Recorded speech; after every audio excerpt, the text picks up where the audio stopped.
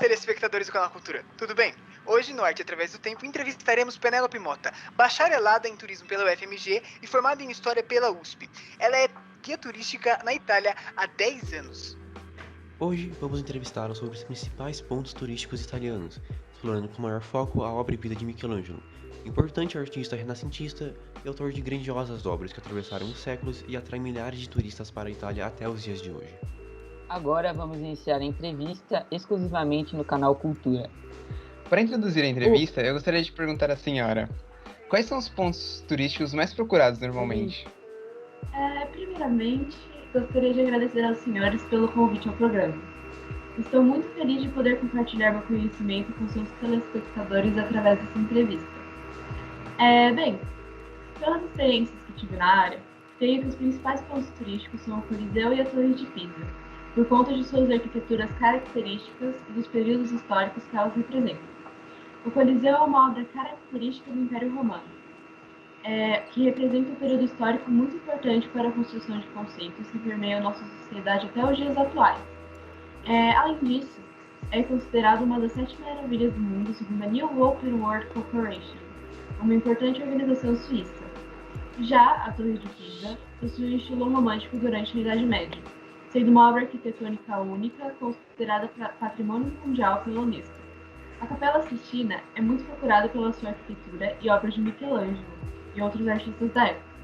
Outro lugar muito procurado é a Galeria degli Uffizi, Galeria dos Ofícios, que tem diversas salas dedicadas a diversos períodos artísticos, sendo os mais visitados o humanismo e o renascentismo, com uma grande riqueza em obras de Michelangelo.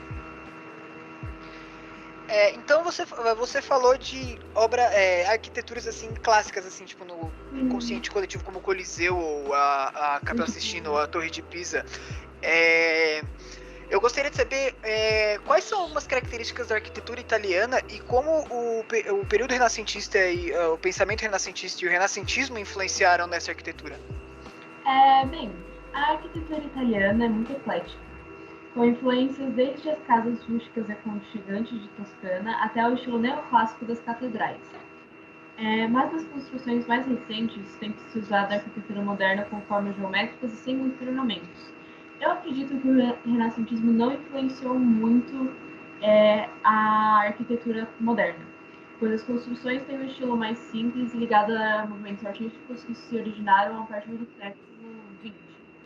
Entretanto, diversas obras arquiteturas renascentistas são muito visitadas e procuradas pelos turistas, como, por exemplo, a Basílica de São Lourenço e a Biblioteca Laurenciana. Então, indo para um âmbito mais político e econômico agora, eu gostaria de justamente perguntar: quais que foram as circunstâncias políticas e econômicas que apoiaram a ascensão do renascentismo durante os séculos XIV a XVI, que foi justamente quando ele ocorreu? Na época, a Itália se organizava quase completamente em cidades-estados, diferentemente do resto da Europa, que a tendência era a consolidação de uma monarquia absolutista e nacional. A cidade que foi a pioneira do renascentismo, Florença, ia contra a mentalidade conservadora do resto das cidades-estados, principalmente por conta da crescente classe média e dos trabalhadores liberais e uma burguesia que cada vez mais se envolvia com a política. A descoberta das Américas foi um evento que mudou completamente a vida dos burgueses na Itália, que se beneficiaram muito do crescimento do fluxo de mercadorias e da troca de moedas, causando uma grande melhora na qualidade de vida. Essa melhora permitiu que eles investissem mais em arte, facilitando seu acesso a diferentes manifestações artísticas.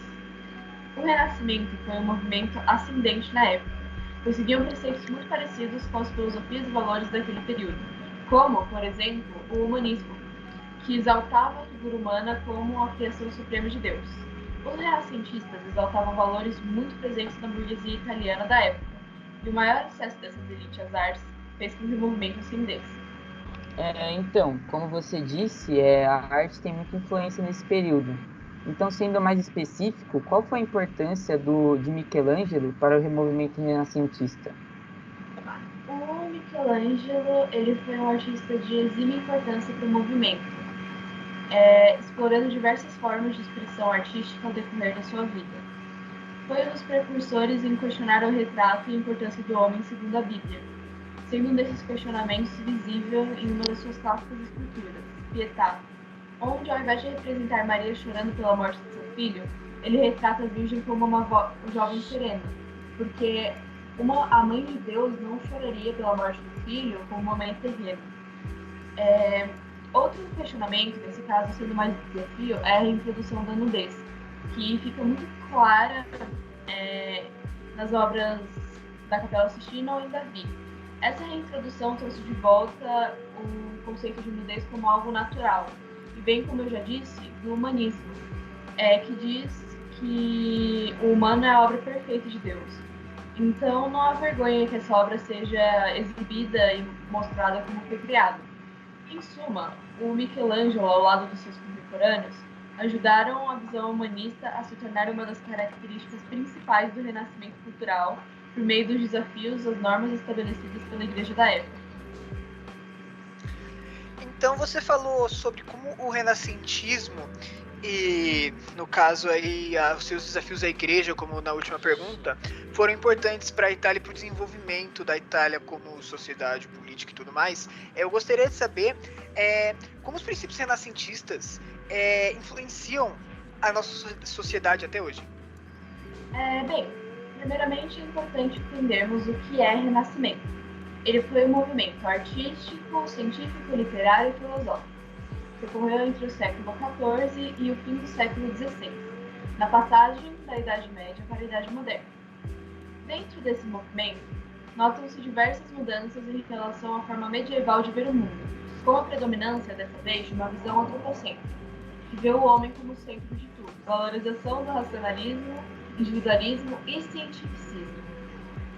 Enfraquecimento da influência da Igreja, ainda que ela se mantenha extremamente influente até os dias atuais, resgate dos valores da antiguidade clássica, entre outras características. Nesse contexto, podemos estabelecer algumas influências do Renascimento na sociedade atual. Uma das consequências desse movimento, que é muito perceptível hoje em dia, é a valorização do pensamento racional. Atualmente, vemos uma gigantesca valorização da ciência como forma de explicar o mundo e prover desenvolvimento. Quantidades milionárias ou até bilionárias de dinheiro são movimentadas para financiar pesquisas ou projetos, e tópicos científicos são de grande destaque na mídia. Podemos pegar a busca da vacina contra o Covid-19 como um exemplo. Além das diversas tecnologias e avanços que a humanidade conseguiu alcançar com essa atitude voltada ao pensamento racional, junto da valorização da ciência e experimentação científica.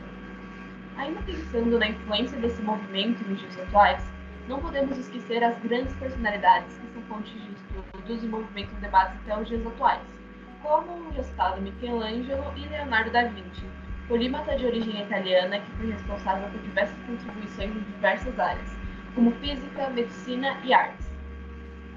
Basicamente, podemos ver que muitas foram as influências originárias do renascentismo que se mantém até hoje, aspecto que eu costumo destacar muito durante o meu trabalho aqui na Itália, um dos principais palcos desse grande movimento que foi o renascentismo. Então agora a nossa entrevista vai chegando ao fim. Gostaria de agradecer a toda a nossa audiência que ficou conosco até agora e, claro, a nossa entrevistada, a Penélope. Eu que agradeço, obrigada pela oportunidade.